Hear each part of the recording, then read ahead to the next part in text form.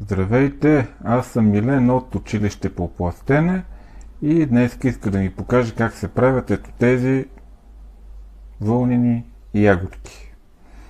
За целта ни е нужно червена вълна, зелена вълна, един конец с игла вдяна бяло за точките, една игла за пластене, може и две ако се счупят, и една обикновена ножичка. Ако ви харесва видеото, може да ударите един лайк, може да се абонирате, ще съм изключително благодарен. А нещото, което ще поставя в следващия епизод е как се правят тези вълнени ягодки. До скоро! За целта откъсваме едно парче вълна, увиваме го около палеца. Идеята е да се получи конус. По-остро отпреда и по-тъпо отзаде. Набиваме го навътре колкото може. И аз лично започвам от острата част на ягодката. Набивам го навътре, върха и после обръщам постепенно иглата настрани. Отнема една такава ягодка средно около 15 минути и може да стане за мартеница, брошка, аксесуар на шал, на шапка и на кой каквото му хареса, дори и чисто декоративно. Обръщаме от тъпата част на ягодката и действаме. Така вече готовата основа, трябва да я направим листата. Вземем едно малко парче зелена вълна и по този начин правим триъгълничетата за листата.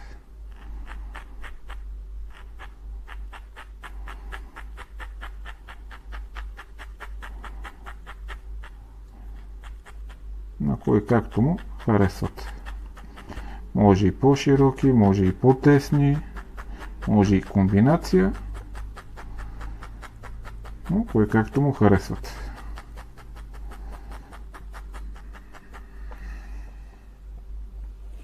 И продължаваме, докато не оформим всичките листа.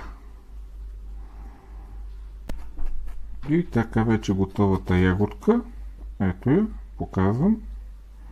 И е необходимо само единствено да се поставят точките. Точките ги поставям с един бял конец и една игла. И първото нещо, което правя е ето. Тук нарочно съм го оставил, за да може после да знам къде да срежа. Навиваме конеца около иглата, за да може после да се получат ни хубави запетайки. Те ще бъдат бъдещите ни точки на ягодката. И ето.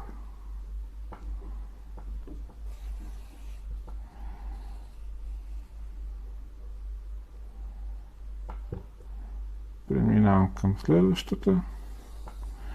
И така докато не сложа колкото преценя, че е красиво точки.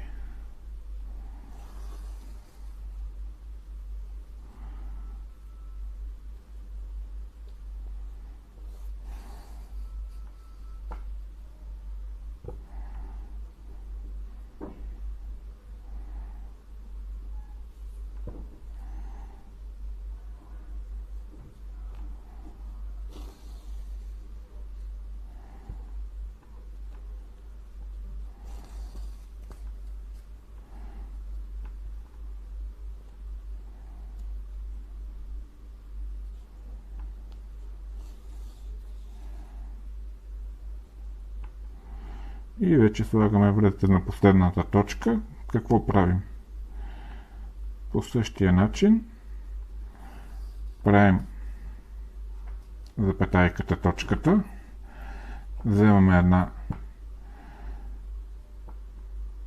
ножичка, срязваме културно, срязваме и в началото, където сме направили, където е влезнала първата игла, и това е вече новата ни ягодка. Благодаря, че бяхте с мене.